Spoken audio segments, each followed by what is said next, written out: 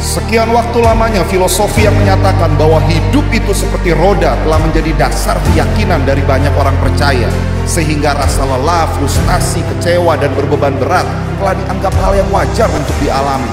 Jika itu yang menjadi dasar keyakinan, maka dampak hidup seperti apa yang akan dihasilkan?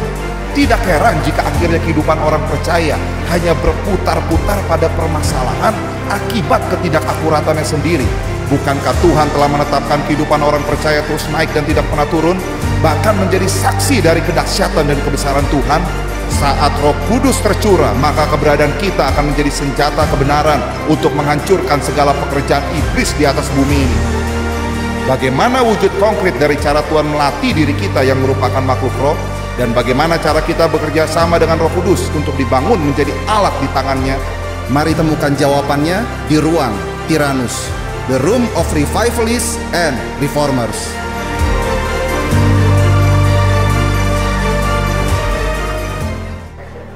Selamat datang di dalam ruang Tyrannus, The Room of Revivalists and Reformers. Pastinya pemirsa sangat tertarik ketika mendengar ada hamba-hamba Tuhan yang menceritakan mengenai panggilannya. Jadi sebelum menjawab ya dengan panggilan Tuhan, mungkin para hamba Tuhan tersebut menceritakan bahwa mereka pernah kecelakaan, baru menjawab ya terhadap panggilan Tuhan. Atau bangkrut, baru menjawab ya terhadap panggilan Tuhan. Ataupun sudah mau mati, baru akhirnya menjawab ya terhadap panggilan Tuhan. Dan semua cerita itu sangat spektakuler, sangat seru sekali. Dan ketika ada seminar ataupun KKR menghadirkan para hamba Tuhan seperti itu, pasti ada banyak jemaat umat Tuhan yang berbondong-bondong ingin mendengarkan. Oleh karena itu kita mau tanya, punyakah Pastor Stephen cerita yang spektakuler seperti hamba-hamba Tuhan tersebut? Jadi saya akan bertanya lebih lanjut, punyakah Pastor Stephen cerita yang menarik, cerita yang spektakuler seperti para hamba Tuhan tersebut? Mari kita sambut bersama narasumber tetap kita, Pastor Stephen Agustinus. Selamat datang kembali Pastor di dalam ruang Tyrannus. Thank you Gideon, dan kita ketemu lagi dengan para pemirsa. Haleluya. Haleluya. Pastor Stephen hari-hari ini lagi bicara mengenai panggilan Tuhan, Pastor. Oke. Gitu. Nah, saya tuh penasaran Pastor mengenai bagaimana Tuhan memanggil hidup Pastor Stephen, karena yang saya sering dengar ada banyak hamba Tuhan itu yang banyak ngalamin peristiwa buruk, Pastor. Di situ hatinya jadi mulai mengikuti panggilan Tuhan, misalnya kayak kecelakaan atau bangkrut dari usaha gitu, dan berbagai peristiwa buruk lainnya baru meresponi panggilan Tuhan. Nah, istilahnya mereka menerima panggilan Tuhan lewat beberapa peristiwa yang spektakuler. Spektakuler, gitu, itu kan ya. cukup keren kan gitu, Pastor. Maksudnya, wow, berarti kayaknya mantep gitu, dahsyat gitu. Hebat, Tuhan gitu, nyelamatin dari kecelakaan ataupun dari peristiwa buruk lainnya. Nah, Pastor Stephen, apa nggak ada sisi wow-nya gitu, Pastor? Di dalam panggilan Tuhan ini, sisi dahsyatnya itu ada nggak, Pastor Stephen? Yang kayak begitu loh, Pastor? Ya, saya secara pribadi ketika awal-awal dalam pelayanan memang pernah merasa seperti, duh Tuhan, kok panggilan Tuhan dalam hidupku kok biasa-biasa saja. Pernah merasa seperti saya ini lebih rendah dibandingkan teman-teman hamba Tuhan yang mungkin ketika dipanggil dalam pelayanan itu, wah, punya jalan cerita yang penuh dengan lika-liku yang spektakuler. Seperti misalkan dipanggil Tuhan, menolak karena pengennya jadi katakanlah pengusaha. Lalu dia bikin janji, kalau aku sukses Tuhan, aku masuk pelayanan. Dan betul dalam waktu singkat bisnisnya sukses luar biasa. Dia menjadi pribadi yang sangat kaya raya, tapi menolak panggilan Tuhan. Punya 1001 macam alasan dan kemudian jadi bangkrut. Nah, ketika bangkrut dia doa lagi, Tuhan aku mau, tapi Tuhan pulihkan dulu. Betul-betul dipulihkan Tuhan. Nah, kira-kiranya kayak gitu kurang lebih ya. Betul. Lalu mungkin ada hamba Tuhan lain dipanggil Tuhan menolak, lalu kecelakaan. Wah, mobil sudah ringsek, motor sudah kelipet-lipet, tapi dia tidak mengalami apa-apa. Lalu yang lain lagi mungkin dipanggil Tuhan, menolak, lalu sakit, sampai mau mati. Lalu kemudian antara hidup dan mati dia berjanji sama Tuhan, kalau Tuhan pulihkan, aku mau melayani. Dan kemudian terjadi kesembuhan. Kira-kira kayak gitu kan, kisah-kisah seperti itu maksudnya kan. itu kan kalau kesaksian kan maksudnya keren. Gitu Pastor. Iya. Nah saya pun pernah itu, ketika saya awal-awal pelayanan, saya suka mendengar kesaksian dari hamba Tuhan A, hamba Tuhan B yang spektakuler seperti itu. Saya itu sempat minder sama Tuhan. Saya itu sempat berdoa, Tuhan, rasanya kok aku enggak punya kesaksian yang model kayak gitu ya. Rasanya setiap kali saya membandingkan antara panggilan Tuhan dalam hidupku dengan bagaimana Tuhan panggil hamba-hamba Tuhan lain, saya itu kok rasanya seperti yang paling kecil, paling hina, paling tak berarti. Karena segala sesuatunya seperti ya terjadi begitu saja. Kalau bicara tentang panggilan Tuhan dalam hidup saya, ya sepertinya normal-normal saja. Saya merasa waktu itu ketika saya masih kecil, kira-kira antara umur 5 tahun, 6 tahun, ya, karena saya tinggal di desa dan di desa saya tidak ada gereja, tapi kalau kita mau ke gereja kita harus berkunjung ke ya kayak semacam apa ya, kota kecil yang ada di dekat kami, dan kami perjalanan ke kota kecil tersebut naiknya andong. Nah biasanya yang ajak nenek saya, karena dalam keluarga besar kami neneklah yang pertama kali menerima Tuhan. Nah saya ketika diajak nenek naik andong, oke-oke saja, happy, karena seneng gitu, nah masih kecil. Nah dalam perjalanan biasanya nenek mengajukan pertanyaan, kalau gede kamu mau jadi apa? Oh saya pengen jadi insinyur, saya pengen jadi astronot. Itu tiap minggu bisa berubah itu. Namanya masih anak-anak kan. Dan saya happy-happy saja karena setelah selesai gereja biasanya diajak makan soto gitu. Wah jadi happy. Nah dalam perjalanan itu biasanya nenek mengajukan pertanyaan, kalau sudah gede mau jadi apa? Nah setelah saya menjawab A, B, C, D, biasanya nenek langsung menaburkan sesuatu. Jadi pendeta saja.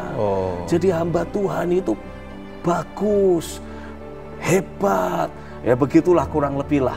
Nenek mencoba menanamkan benih destiny, panggilan pelayanan dalam hidup saya. Itu tapi saya tidak menyadari. Natural aja gitu ya Pastor ya? Natural saja. Saya tidak menyadari waktu itu. Yang penting dari minggu ke minggu saya diajak naik andong, selesai gereja diajak makan. Nah itu yang bikin saya happy. Nah tapi tanpa saya sadari, dari minggu ke minggu jawaban saya mulai mengalami perubahan.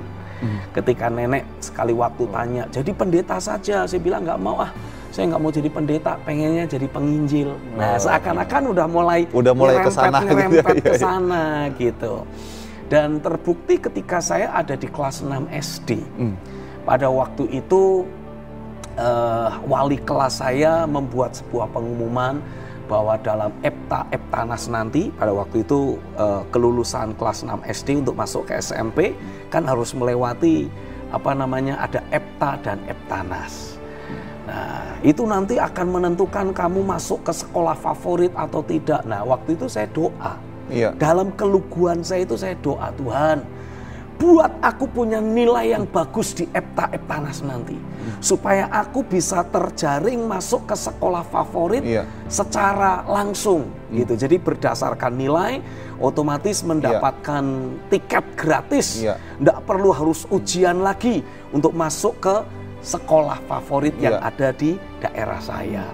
Dan saya waktu itu tanpa sadar seperti membuat sebuah janji atau nazar dalam ketidaktahuan saya. Tuhan, kalau aku bisa masuk ke sekolah itu dan nanti aku di sekolah itu juga dapat nilai bagus, bisa ranking, aku selesai SMP akan memberi diriku masuk ke sekolah penginjil. Oh, udah ada nasar dulu jadi ya, sudah ada nasar seperti itu ya, entah karena terkondisikan tiap minggu diajak oleh nenek pergi ke gereja atau tidak, sepertinya ya begitu-begitu saja. Apa mungkin Pastor sempat mimpi ketemu Tuhan atau bagaimana gitu Pastor? Nggak ada, saya yang supranatural gitu sampai Pastor? Sekarang itu hampir bisa dibilang jarang bermimpi. Dari kecil sampai sekarang tuh hampir tidak pernah bermimpi.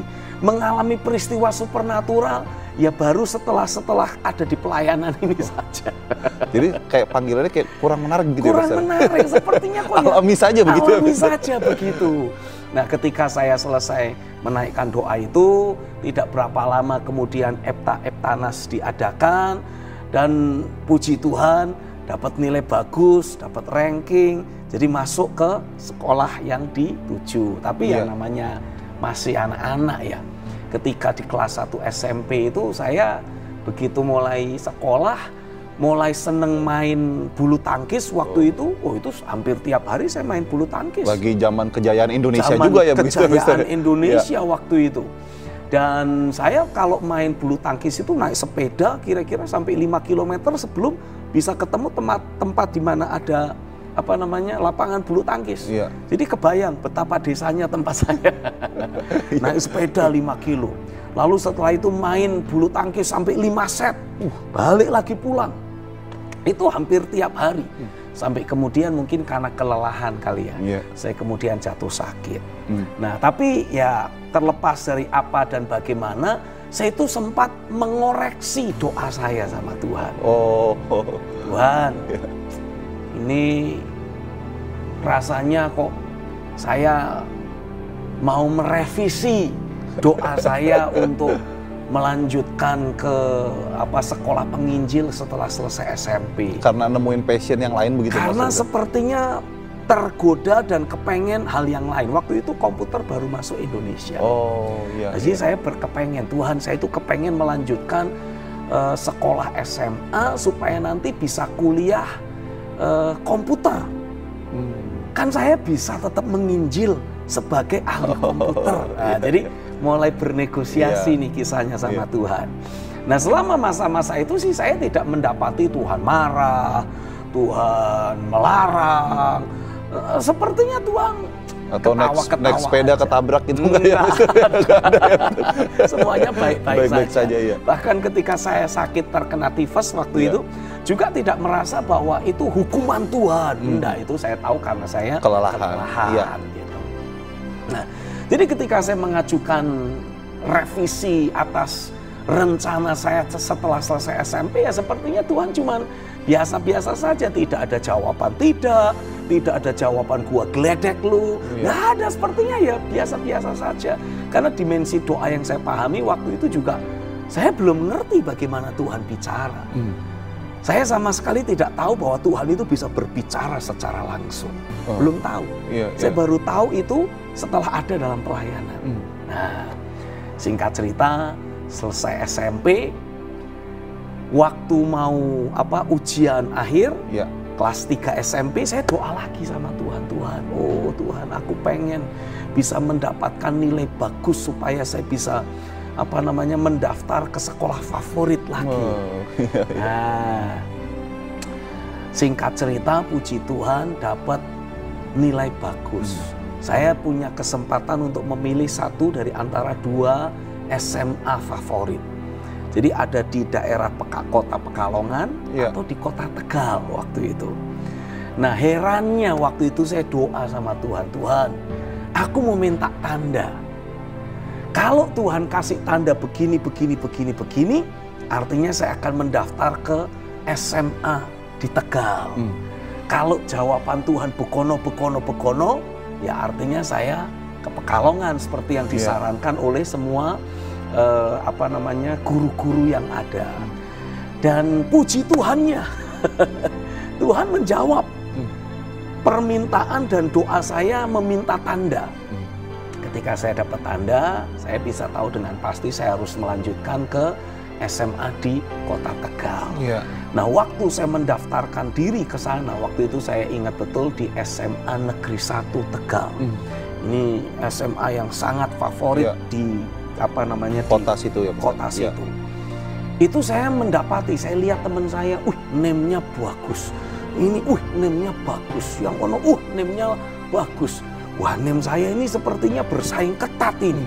Sementara kalau dari cerita teman-teman, ini SMA ini hanya menerima murid itu terbatas.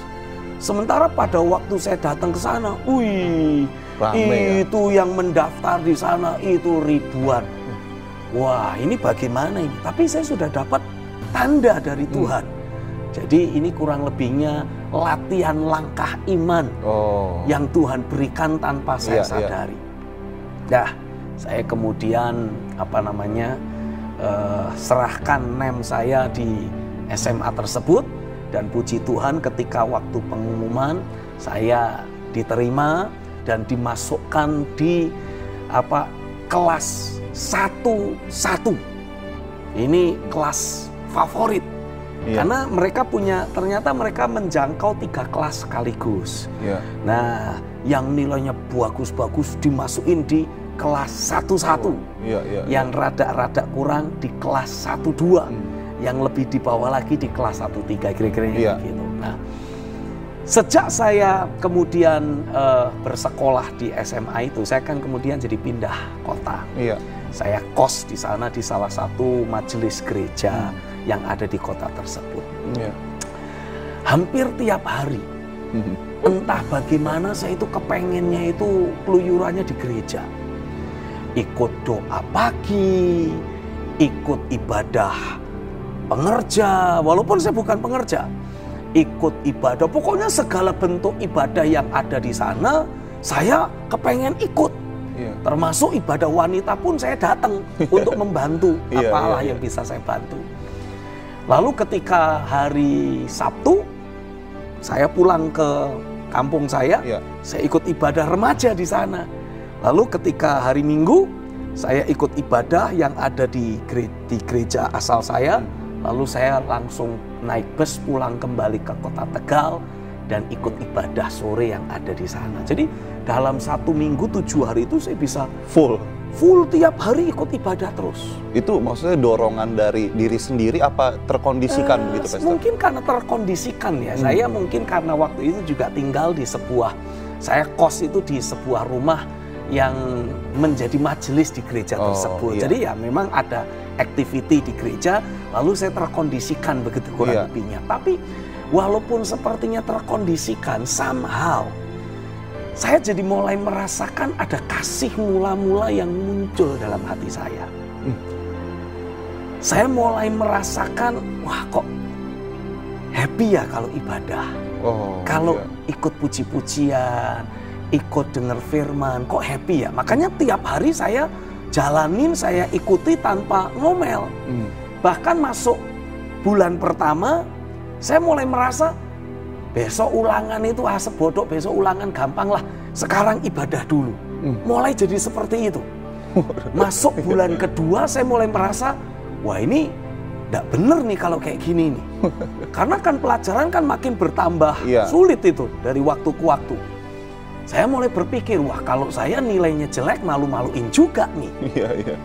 Tapi tanpa sadar dalam waktu yang bersamaan saya seperti mulai diingatkan Tuhan kembali. Dengan janji dan doa saya ketika di SD mau masuk ke SMP. Tuhan, aku serahkan hidupku, selesai SMP aku mau ikut belajar di sekolah penginjil. Sepertinya Tuhan ingatkan itu terus. Sehingga ketika mulai masuk akhir bulan kedua, saya mulai doa lagi, minta tanda dari Tuhan. Wah Tuhan, ini kalau saya begini rasanya jadi bercabang hatinya. Di satu sisi mulai ada kerinduan melayani.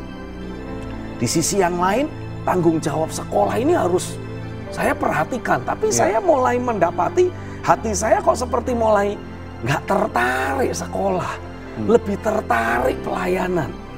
Dan doa saya yang di SD itu terus terngiang-ngiang. Sepertinya Tuhan mengejar. Dari situlah saya mulai masuk bulan ketiga itu mulai minta tanda dari Tuhan. Tanda pertama, Tuhan kasih. Sepertinya memang saya didorong Tuhan untuk menjawab panggilan pelayanan dan menjawab doa yang saya ajukan sebagai seperti sebuah nazar di hadapan Tuhan. Tapi bisa jadi ini kebetulan. Saya minta tanda lagi yang kedua. Itu tanda-tandanya ada sisi supranaturalnya atau tetap aja biasa aja gitu? Biasa aja ya betul. Tuhan, ini saya mau ke gereja. Nanti yang khotbah kalau memang Tuhan mau aku pelayanan yang khotbah itu nanti pakainya baju batik Tuhan, warnanya merah. Ya dalam kesederhanaan saya, ya saya cuma bisanya doa seperti itu. Ternyata betul ketika dalam ibadah selesai puji-pujian, pengkhotbahnya maju ke depan, pakainya batik warna merah. Waduh, ini betul ini berarti Tuhan menjawab ini. Gitu. Nah, 3 kali saya meminta tanda, 3 kali Tuhan menjawab. Akhirnya saya memberanikan diri. Belum sempat diskusi dengan orang tua. Ini saudara harus pahami ya, keputusan-keputusan besar sebaiknya diskusi dulu dengan orang tua. Kesalahan saya waktu itu saya tidak diskusi dengan orang tua, main melangkah. Saya juga belum diskusi dengan siapapun juga. Dengan pendeta tempat saya rajin ibadah saya tidak diskusi, dengan majelis tempat saya kos tidak diskusi, dengan orang tua saya tidak diskusi. Saya mengambil keputusan melangkah dulu, langsung ngomong dengan wali kelas saya. Saya ingat waktu itu sudah hari Jumat, hari Sabtu diliburkan, sudah hari Jumat. Dan wali kelas saya itu sudah sudah pada waktu datang membagikan sudah ada kartu untuk pra semester. Jadi akan ada ujian pra semester. Di kelas 1 SMA di itu kelas 1 SMA itu. Jadi sudah 3 bulan dibagi kartu. Lalu kemudian ya dia menjelaskan bla bla bla, hari Senin akan ada pra semester dan sebagainya, belajar baik-baik dan sebagainya. Setelah selesai, sementara teman-teman bubar, saya datengin wali kelas saya, lalu saya bilang, "Pak, saya mau minta izin." "Lu izin apa?" "Saya mau pindah sekolah." Saya ngomongnya begitu. Mau pindah sekolah. Kan memang rencana mau pindah sekolah penginjil waktu itu. Saya mau pindah sekolah. "Loh, kamu sudah itu belum? Sudah daftar belum begini begitu?" Jadi memang care wali kelas saya. "Udah Pak, semuanya udah oke kok." "Mau pindah kemana?" "Ke Jakarta." Ini orang tua belum tahu sama sekali. Orang tua belum tahu sama sekali. "Ya sudah, kalau begitu selamat jalan. Semoga sukses selalu." Nah, saya kemudian pulang ke kampung saya cerita kepada orang tua saya. Papa mama kaget luar biasa. Mereka menentang, mereka tidak izinkan.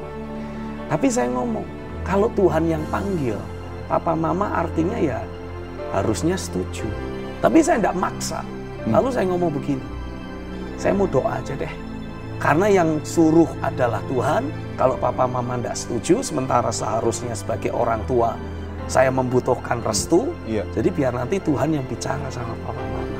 Saya lalu kemudian masuk kamar doa, saya, "Tuhan, tolong Tuhan, aku mau menjawab panggilan pelayananmu." Itu berapa jam saya doa. Setelah selesai doa, saya keluar rasa setelah lega ini ya, setelah hati terasa lega, saya tahu pasti Tuhan ikut campur tangan. Saya selesai doa, saya datang lagi ke orang tua saya. Ketemu dengan papa saya doa. Ketika ketemu, papa saya itu langsung mengajukan 2 pertanyaan. Pertanyaan pertama, "Kamu tahu keputusan kamu itu untuk seumur hidup? Kamu tetap mau jadi pendeta?" Saya bilang, "Ya." "Kamu tahu nggak keputusan kamu itu untuk seumur hidup?" Saya jawab, "Saya tahu." Lalu pertanyaan yang kedua adalah, "Kamu sudah berhitung dengan konsekuensinya atau belum?" Saya jawab, "Sudah." "Ya sudah, kalau begitu papa support." Haleluya. Lalu kemudian giliran mama. Saya datang ke mama saya. Mama saya masih menangis karena dia sedih. Saya punya 3 kakak, 3-tiganya sudah tidak bersekolah. Dalam arti tidak bisa melanjutkan sekolah, tidak mendapat gelar dan sebagainya. Jadi yang diharapkan saya ini 1 anak terakhir untuk mendapatkan gelar di dalam keluarga. Mama saya menangis, "Apa enggak kamu selesaiin SMA kamu? Setelah selesai SMA kan baru kamu bisa pelayanan. Tuhan pasti oke kok kamu masuk ke sekolah teologi ya." Saya waktu itu mengajukan pertanyaan kepada orang tua saya. "Mama berani enggak menjamin kalau dalam 3 tahun itu saya pasti bisa menjaga hati yang mau melayani ini. Sehingga selesai SMA saya akan melanjutkan ke sekolah teologi ya, ke Universitas Teologi." Mama saya menjawab, "Wah, kalau itu mama enggak berani jamin tau ya." Nah saya bilang, "Nah kalau mama enggak bisa menjamin, saya pun tidak bisa memegang janji. Apakah saya bisa selesai 3 tahun? Jangan-jangan saya tidak bisa bertahan. Mama punya kesalahan sama Tuhan. Kayaknya mama saya sudahlah, tidak apa-apa. Dan Pastor, sebentar Pastor. Itu kan waktu Pastor Stephen cerita ke ibu yang tentunya punya harapan kan Pastor untuk masa depan Pastor Stephen. Nah, apa hati Pastor Stephen nggak sempat lulu gitu Pastor? Maksudnya kan ada sesuatu yang diharapkan dari itu orang tua. Sepertinya sudah firm 100%. Sudah tidak tergoyahkan. Nggak tergoyahkan. Apalagi di bulan ketiga itu saya mendapatkan berkali-kali peneguhan, tanda dari Tuhan ketika saya berdoa. Nah, itu dari keluarga nih Pastor. Nah, kalau dari lingkungan sendiri, karena waktu itu kan usia Pastor Stephen pasti sangat muda sekali Pastor. A1 SMA kan. Nah, itu kan ada anak-anak muda lainnya yang punya cita-cita, lingkungan Pastor Stephen sendiri, mengejar apa yang mereka kehendaki. Nah, saat itu perasaan Pastor Stephen apa nggak melihat bahwa ini menjadi penginjil, ini kan taruhan masa depan, ibaratnya begitu loh Pastor. Nggak jamin ini bisa sukses gitu menurut pandangan dunia ini Pastor. Nah, nggak ada berpikir seperti itu Pastor. Maksudnya untuk mengikuti anak-anak muda lain yang kan Pastor Stephen bilang tiap hari hampir ke gereja tuh. Iya. Maksudnya kok beda banget sama anak muda lain. Saya bersyukurnya saya itu seperti sebodoh amat dengan apa kata orang. Jadi entah bagaimana saya kayak pakainya kacamata kuda. Begitu sudah menetapkan sebuah keputusan, that's it. Hanya itu yang saya kejar. Nggak mikir yang macam-macam. Dan buat saya ya pada waktu itu fine-fine saja. Mungkin kalau di antara orang-orang yang lebih senior, mereka akan berkata, wah ini cuman semangat anget-anget tai ayam. Kira-kiranya kayak gitu. Nanti di tengah jalan menyesal dengan keputusan dan berbalik. Memang ketika saya kemudian pada akhirnya mulai masuk dalam pelayanan, usia 17 saya mulai berkhotbah. Memang ada banyak hamba-hamba Tuhan senior yang ya masih meragukan, masih mempertanyakan, apa ya kamu betul-betul sungguh-sungguh seumur hidup mau melayani. Ya, baru setelah ada jeda waktu dan mereka mendapati saya tetap eksis, memberi diri untuk melayani Tuhan, tidak pernah berpikir mau berbalik arah atau kepengen yang lain, malah sebaliknya makin gila-gilaan, makin mati-matian. Baru mereka mengakui dan ya memberikan supportnya. Jadi ya kebetulan waktu itu saya sama sekali tidak pernah berpikir aneh-aneh dan saya syukuri saat itu. Karena banyak kali orang ketika akan mengambil keputusan buat Tuhan, itu pertimbangannya itu beribu-ribu. Makanya saya mau tegaskan buat saudara, ketika Tuhan memberikan panggilan dalam hidupmu, sesederhana apapun panggilan itu, saya mau saudara betul-betul berkata, ya Tuhan aku mau, dan udah nggak mikir 2 kali. Jangan biarkan ada opsi berpikir yang lain muncul dalam hidupmu. Karena ketika kita mulai menimbang-nimbang, pertimbangan untung rugi mulai kita pakai, percayalah, saudara pasti akan selalu merasa menjawab panggilan Tuhan itu rasanya merugikan. Karena menurut kacamata dunia ini adalah kebodohan. Menurut kacamata dunia ini adalah sesuatu yang keliru. Ya mungkin kalau zaman sekarang ya mungkin sudah agak berbeda. Karena sudah ada banyak juga pendeta-pendeta selebriti. Walaupun kalau menurut saya pendeta selebriti, minta maaf ya, ini pastinya kurang sangkal diri pikul salib. Pastinya kurang betul-betul menyadari jati diri dan keberadaannya sebagai seorang hamba. Namanya juga hamba Tuhan. Gak usah pakai selebriti ya begitu. Iya, jangan membawa hati selebriti gitu. Bahkan keberadaan kita sebagai seorang anak Allah pun yang punya arti apa? Kita berhak mewarisi semua-semua yang Bapak Sorgawi punya. Dengan segala otoritas, kuasa dan kemuliaannya. Kan sebagai anak, ya kan? Tapi kita itu walaupun anak harus punya hati seorang hamba. Karena kita semua harusnya adalah hamba Tuhan. Saudara semua itu pastinya adalah seorang hamba. Dan hari ini saya mau tegaskan di dalam nama Yesus. Sadari sungguh-sungguh, engkau itu adalah seorang hamba. Engkau itu bukan hanya sekedar anak, engkau itu bukan hanya sekedar orang percaya. Engkau itu dipanggil oleh Tuhan. Semua saudara itu punya tujuan hidup yang Tuhan tetapkan bagimu. engkau itu punya panggilan untuk menjadi hamba Tuhan. Karena kalau saudara tidak mau jadi hamba Tuhan, you mau jadi hamba siapa lagi? Ya, jadi pada waktu kemudian kedua orang tua saya merestui pengambilan keputusan saya, hari berikutnya kami pergi ke gembala jemaat. Nah, ada sebuah kisah tersendiri tentang keberadaan Pak Gembala ini.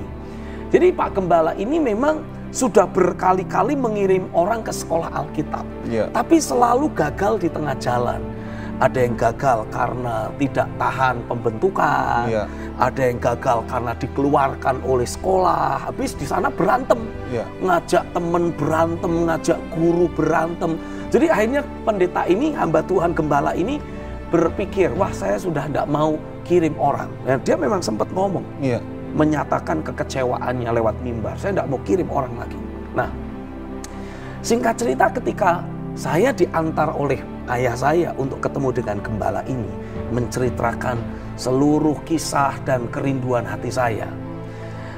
Gembala jemaat ini kemudian berkata, ya sudah begini, saya akan coba telepon anak saya yang kebetulan menjadi salah satu guru di sekolah Alkitab yang dimaksud. Dia telepon, ternyata dari hasil pembicaraan anaknya mengatakan yang jadi dosen di sana, yang jadi guru di sekolah Alkitab, wah sudah tidak bisa karena sudah terlambat 3 bulan. Nah, tapi saya udah terlanjur keluar dari sekolah juga. Jadi Pak Gembala ini kemudian berkata begini, gini aja deh, saya antar kamu. Wah ini jarang-jarang ini. Dari desa kecil di daerah Pekalongan sana mau mengantar ke Jakarta. Saya antar kamu katanya.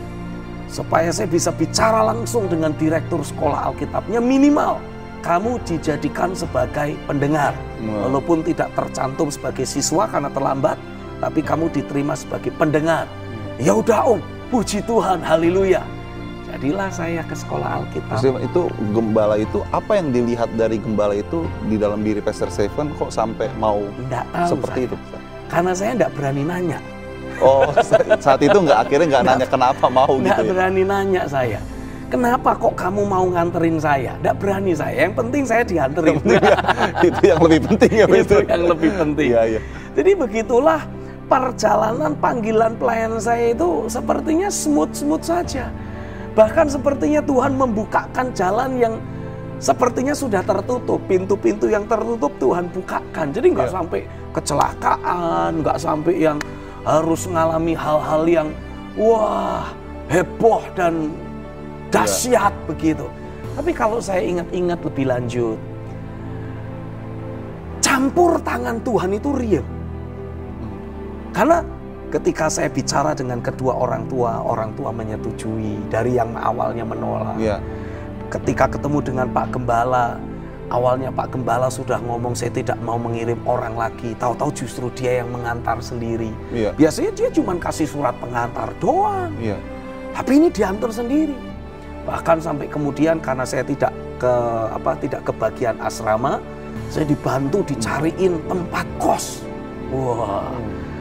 Lalu setelah itu ketika saya belajar pun saya bisa mengejar ketertinggalan saya selama 3 bulan. Puji Tuhan. Nah, belakangan hari ketika saya bawa kegundahan hati saya dalam doa karena mendengar kesaksian hamba Tuhan A, spektakuler, hamba Tuhan B, dahsyat, kecelakaan lah, tidak kenapa-kenapa lalu menjawab panggilan Tuhan, mau matilah lalu dijamah Tuhan sembuh kembali dan menjawab panggilan Tuhan. Nah, aku kok rasanya biasa-biasa saja. Ketika saya bawa dalam doa, saya itu merasa seperti Tuhan itu ketawain saya. Lalu Tuhan memberikan sebuah statement. Stephen, sebetulnya panggilan yang aku berikan, aku tuh kepengennya diresponi sama kayak kamu meresponi aku. Bukan seperti orang-orang yang kamu dengar kesaksiannya sepertinya heboh dan spektakuler. Karena di balik kehebohan dan kespektakuleran kisah panggilan Tuhan dalam hidup mereka, Tuhan berkata begini, ini menunjukkan kalau mereka itu keras kepala. Di balik kesaksian spektakuler menunjukkan keras kepala begitu. Iya, karena ketika Tuhan panggil, Mereka punya 1001 macam alasan. Dan mereka juga menolak terus. Sampai terjadi sesuatu yang membuat mereka terjepit, membuat mereka merasa bahwa hidup itu artinya ya harus didedikasikan kepada Tuhan. Bukan lagi mengejar kesuksesan pribadi seperti yang mereka impikan selama ini. Jadi kalau selama ini terus menolak, ketika mereka berkata ya, ya-nya itu karena udah dipepet Tuhan, seperti udah mau gebukin. You mau bertobat, mau menjawab nggak nih? Kalau nggak mau gua gebuk nih. Sementara kalau saya, Tuhan ingetin, ya Tuhan aku mau. Hanya meminta tanda itu karena ingin mendapat kepastian. Ingin mendapat konfirmasi. Supaya yakin penuh nih loh. Iya. Bukan menolak begitu ya Pastor? Bukan menolak. Jadi kurang lebihnya saya itu lebih kayak Maria. Kalau kita baca di Injil Lukas pasal 1, Maria memang mengajukan pertanyaan. Bagaimana mungkin? Aku kan tidak pernah disentuh laki-laki. Aku belum pernah menikah. Bagaimana mungkin aku bisa punya anak? Mohon penjelasannya. Mohon konfirmasinya. Kan kira-kira kayak gitu. Beda dengan Zakaria. Zakaria berkata, mana mungkin, aku kan sudah tua. Aku tidak pernah bisa punya anak. Sampai sejauh ini pun tidak mungkin punya anak. Bagaimana bisa, aku sudah tua, istriku sudah tua, kami tidak punya anak. Nah, Gabriel bilang, aku ini Gabriel. Tidak pernah malaikat Tuhan menyampaikan identitasnya. Aku Gabriel, aku melayani di hadapan Tuhan. Tuhan cukup berfirman segala sesuatu jadi. You tidak percaya. Udahlah, you tidak usah banyak ngomong deh. Lupa kamu dengan Abraham. Dah, daripada banyak mengucapkan kata sia-sia, tutup mulutnya. 9 bulan deh bisa. Bener-bener gak ngomong. Gak ngomong. Sampai kemudian ketika Yohanes Pembaptis lahir, baru mulutnya terbuka untuk memuliakan Tuhan. Nah waktu itu saya cuman ya, Tuhan aku butuh konfirmasi. Nah, jadi ketika saya berdoa, Tuhan tuh kayak ngetawain saya. Lah aku tuh justru suka orang yang kayak kamu, kata Tuhan. Yang kalau aku panggil, selalu berkata ya. Kalau aku minta sesuatu, selalu berkata ya. Selalu available. Dan Tuhan berkata lebih lanjut. Aku berjanji, ini yang saya syukuri luar biasa. Aku akan melahirkan satu generasi yang akan selalu berkata ya kepada panggilanku dalam hidup mereka. Dan hari ini saya mau berkata kepada setiap saudara, saya percaya di hari-hari yang terakhir ini, ketika Tuhan sedang terus mencari orang-orang yang akan Dia pakai untuk menjadi partner kerjanya di atas muka bumi ini, menjadi sarana, menjadi alat untuk terjadinya pencurahan roh ke atas semua manusia. Saya yakin dengan 1001 macam cara Tuhan sedang ingin berkomunikasi denganmu. Tuhan sedang menyatakan panggilannya dalam hidupmu. Dan Dia mau engkau berkata ya kepada panggilannya. Tuhan mau engkau mengkondisikan dirimu selalu available buat dirinya. Aku berdoa saat ini, biarlah terjadi impartasi rohani. Hati yang lembut, yang mudah dibentuk, mudah diajar dan mau berubah. Hati yang sungguh-sungguh mencintai Tuhan. Mencintai Tuhan secara mati-matian, gila-gilaan, habis-habisan. Terimpartasi dalam hidupmu. Sehingga ketika Tuhan mulai menyatakan isi hatinya dalam hidupmu, saya percaya lewat program saat ini, Tuhan juga sedang terus menyatakan isi hatinya kepadamu. Dia berbicara, Dia sedang memanggil engkau. Dan saya berdoa terjadi impartasi roh. Engkau akan selalu berkata ya kepada Dia.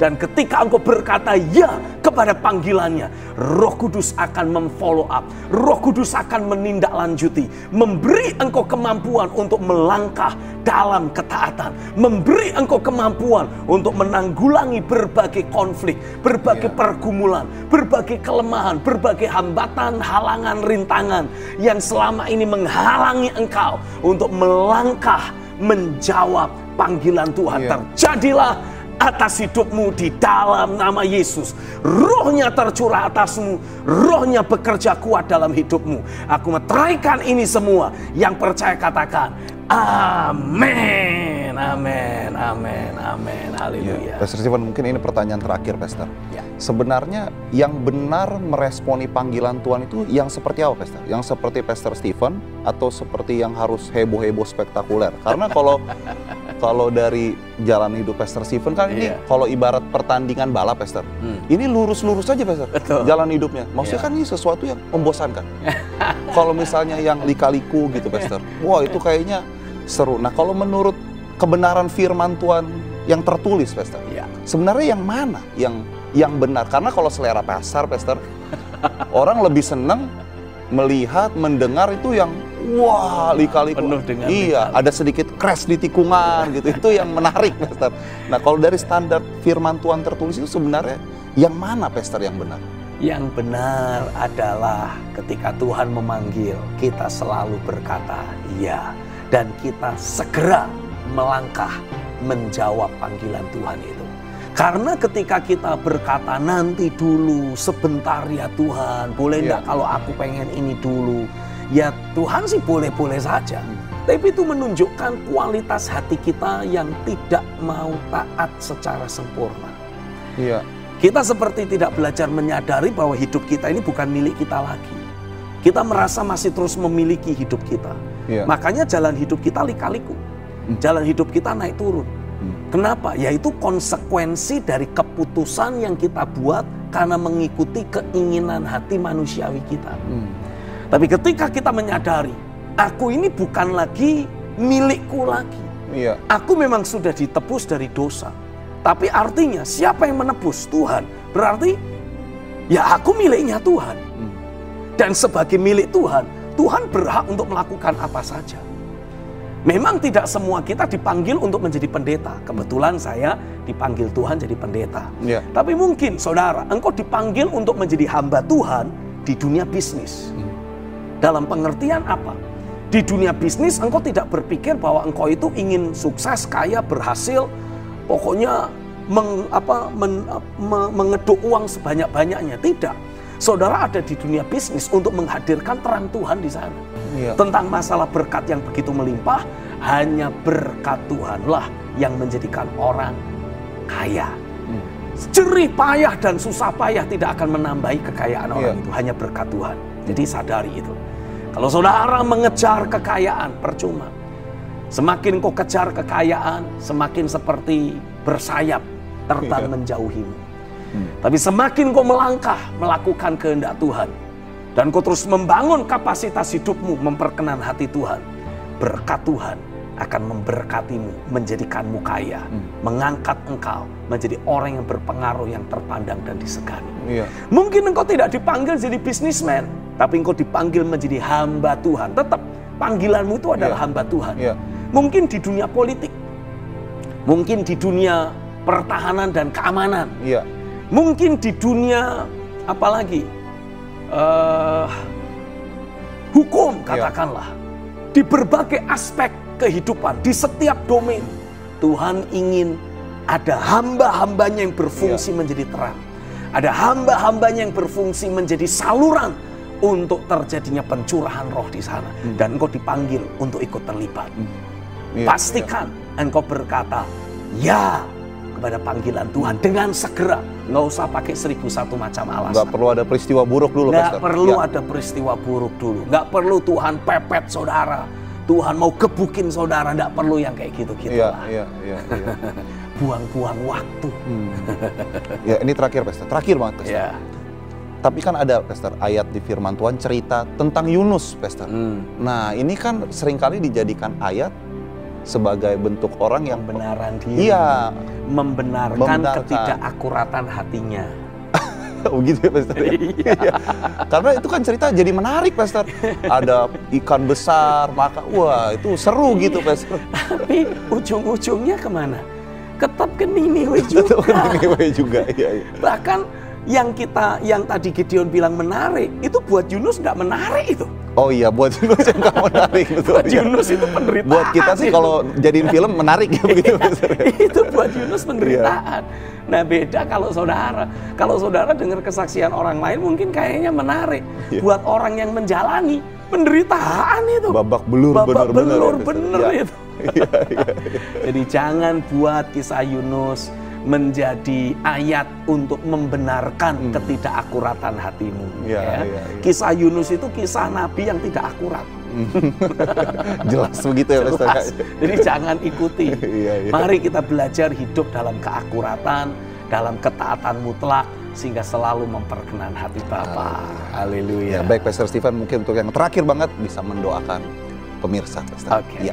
Mari kita satukan hati kita. Bapa, aku berdoa untuk setiap pemirsa yang ada. Aku deklarasikan hati yang lembut, yang mudah dibentuk, mudah diajar dan mau berubah. Hati yang taat, hati yang responsif, betul-betul terimpartasi dalam hidup setiap kami. Dan hari ini aku deklarasikan seberapa banyak kami yang pernah, yang sedang menerima panggilan Tuhan, tapi sedang terus menunda-nunda atau bahkan menolak panggilan itu. Hari ini aku hardik semua roh ketidakakuratan, semua roh ketidaktaatan aku singkirkan di dalam nama Yesus. Dan terimalah roh yang taat. Terimalah ketaatan mutlak dalam hidupmu. Terimalah roh yang dengan sukarela dan sukacita selalu berkata ya kepada panggilan Tuhan atas hidupmu. Terjadilah atasmu di dalam nama Yesus. Sama-sama kita berkata, amin. Haleluya. Baik Pastor Stephen, terima kasih. Saya percaya pemirsa sudah clear, jelas Pastor Stephen, bagaimana harusnya meresponi panggilan Tuhan. Harusnya lurus-lurus saja. Lurus-lurus saja. Terima kasih untuk kehadiran di Ruang Tiranus. Kita ketemu lagi di Ruang Tiranus episode yang akan datang. God bless you, I love you.